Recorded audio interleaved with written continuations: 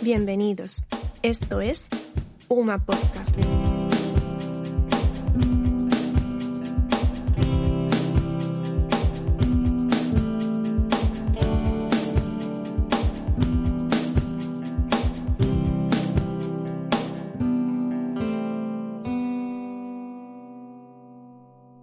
Bienvenidos a UMA Podcast Entrevistas. Lo que vas a escuchar a continuación es la entrevista correspondiente al capítulo 1 de la serie Buscando a Robert Boyd.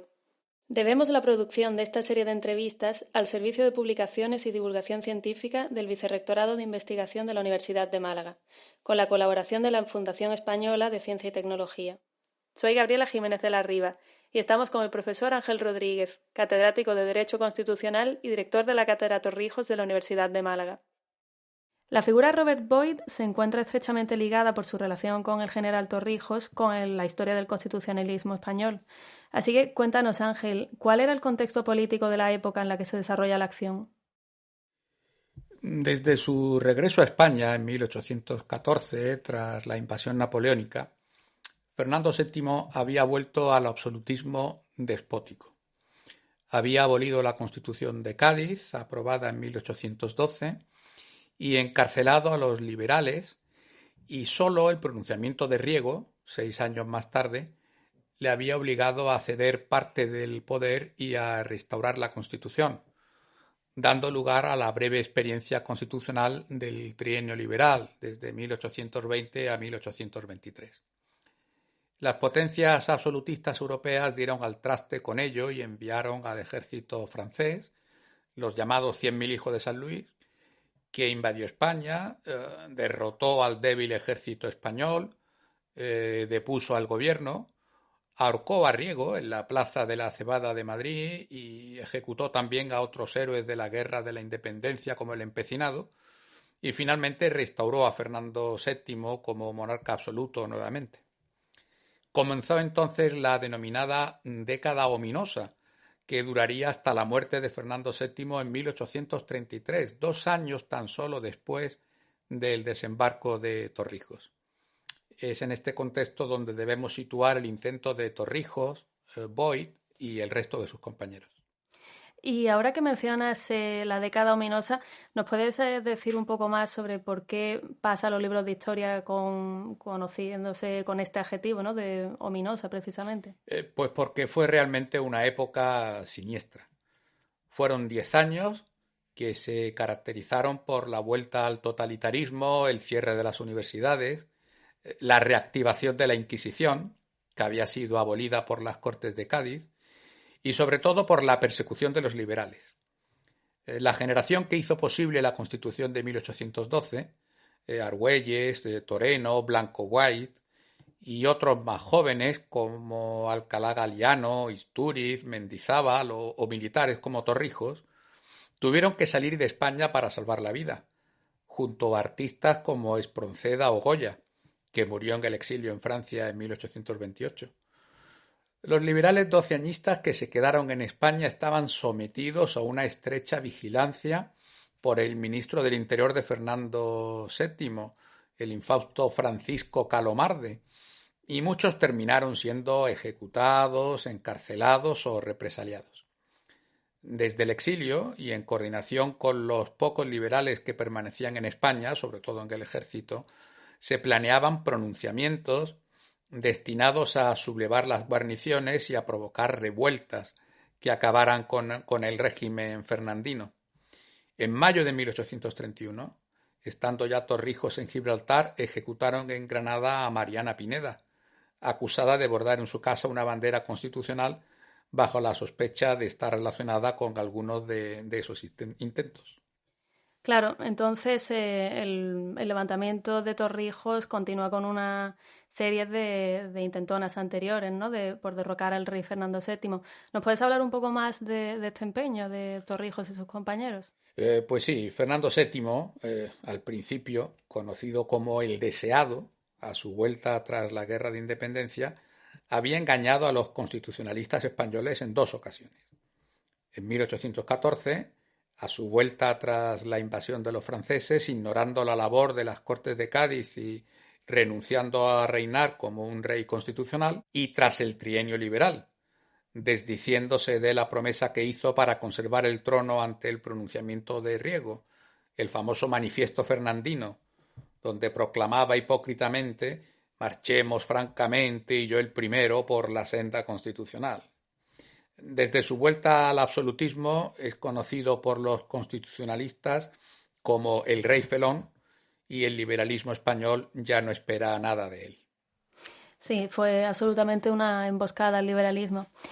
Y ahora que hablas de las Cortes de Cádiz, después de su derogación durante la década ominosa, ¿qué papel se puede decir que tuvo la Constitución de 1812 en pronunciamientos como el de Torrijos?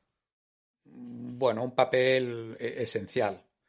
Lo que pretendían los liberales era restaurar la Constitución de Cádiz, abolida por Fernando VII.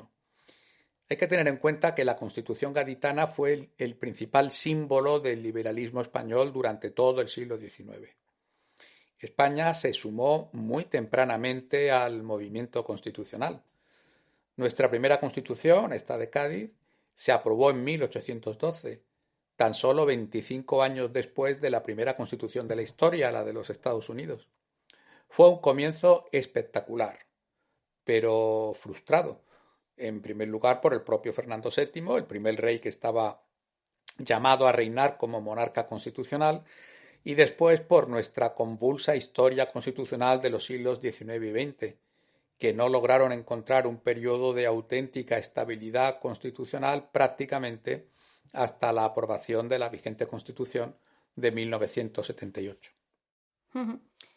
Y bueno, en el primer capítulo de la historia que estamos siguiendo, ¿no?, de Buscando a Robert Boyd, hemos podido ver cómo Torrijos y Robert Boyd se conocen y parten juntos desde Londres. Creo que puede ser a lo mejor interesante que nos hables un poco más cómo era el ambiente de los exiliados españoles en Londres. Pues sí, efectivamente, Londres era un hervidero de exiliados españoles. Algunos de los líderes que habían hecho posible la Constitución de Cádiz, como Toreno o Martínez de la Rosa, se exiliaron en París, pero fue en Londres donde encontraron mayor apoyo. Exiliados doceañistas como Argüelles, Alcalá Galiano, Blanco White y otros más jóvenes como Mendizábal o el propio Torrijos desarrollaron allí una intensa actividad política, cultural y periodística.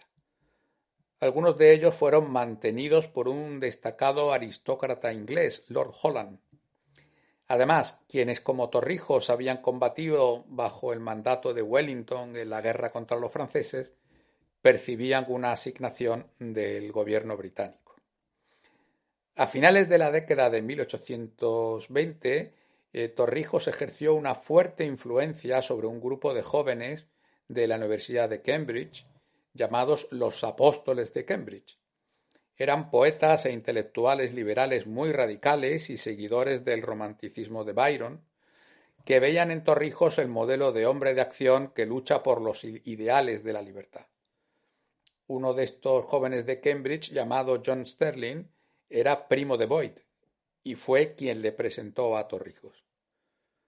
Tan fuerte era la influencia que tuvo Torrijos sobre estos apóstoles de Cambridge que 4 de ellos le acompañaron a la expedición. 2 viajaron con él a Marsella para preparar el embarque a Gibraltar.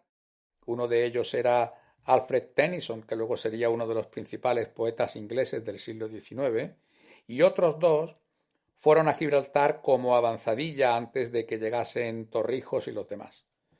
Eran John Campbell y Richard Trench, que sin embargo no participaron en el desembarco en Málaga porque regresaron a Londres al cabo de unos meses.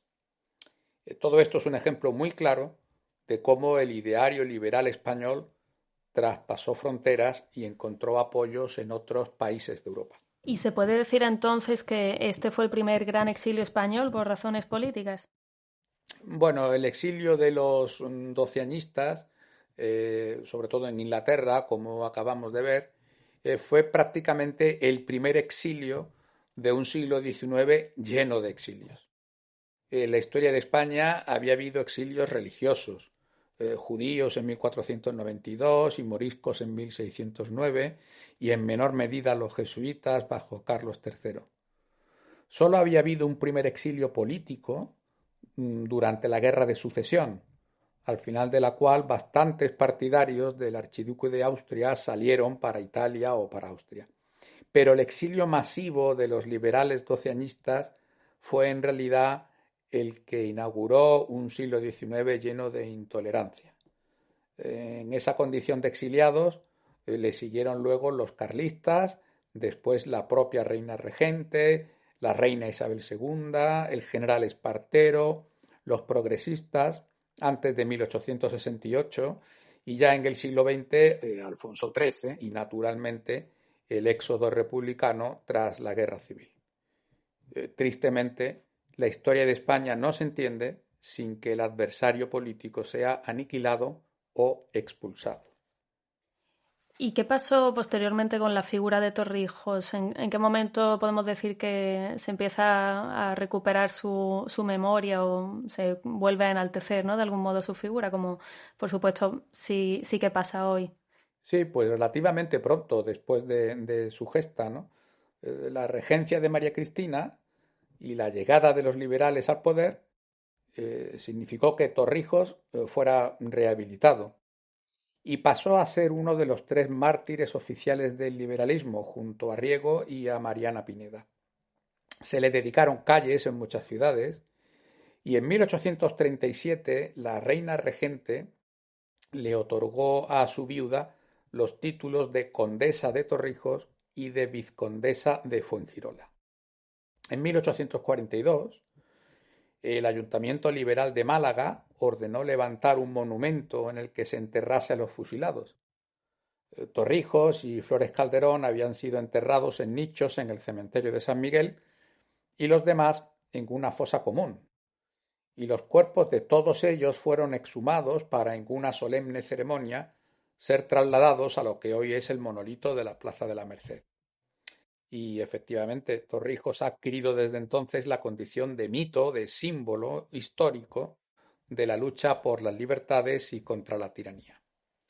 Bueno, efectivamente, en Málaga su memoria tiene particular arraigo, no solo por el monolito de la Plaza de la Merced, sino también a través de la Asociación Torrijos y el pequeño museo que gestiona en el refectorio del convento de San Andrés, que, bueno, como ya descubriremos más adelante en la historia, donde pasan las últimas horas los condenados.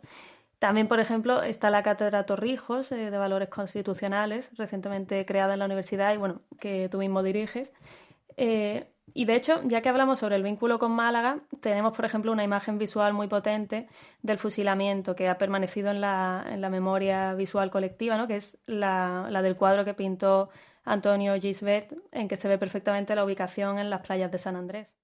Sí, Gisbert fue un destacado pintor del siglo XIX que se hizo famoso por sus obras historicistas en la línea de Casado de la Lisal, Pradilla o el malagueño Moreno Carbonero. Llegó a ser director del Museo del Prado. A finales del siglo XIX, el gobierno liberal de Sagasta le encargó que pintase el cuadro del fusilamiento. En el Real Decreto del Encargo de 21 de enero de 1886 se dice que el cuadro debía, literalmente, servir de ejemplo de la defensa de las libertades a las generaciones futuras. Es un cuadro impresionante, casi a tamaño natural, una de las joyas que alberga el Museo del Prado.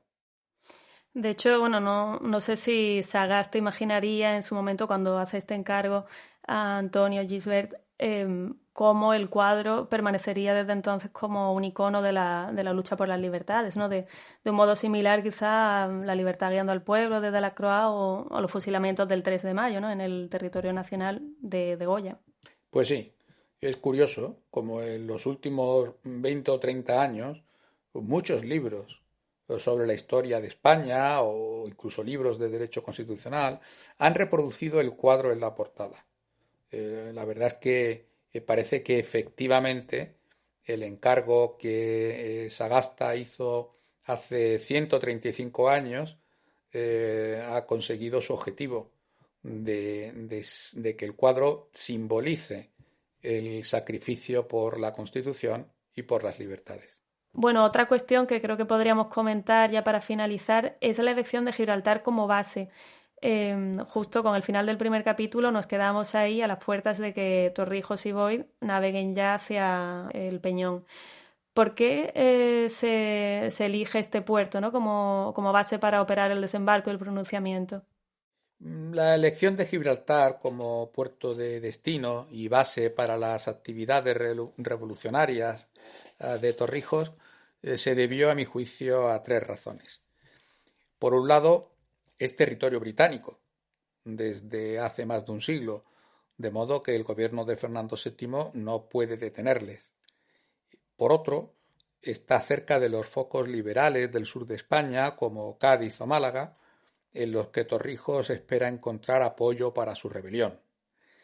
Y además, en Gibraltar existía una colonia de exiliados españoles que se habían refugiado allí desde la abolición de la Constitución de Cádiz en 1814, muchos de los cuales se unirán después a Torrijos. Bueno, pues muchísimas gracias por contestar a nuestras preguntas, profesor Ángel Rodríguez. Ha sido un placer hablar contigo y que nos hayas ayudado a matizar un poco la historia de Robert Boyd, que es la que estamos escuchando.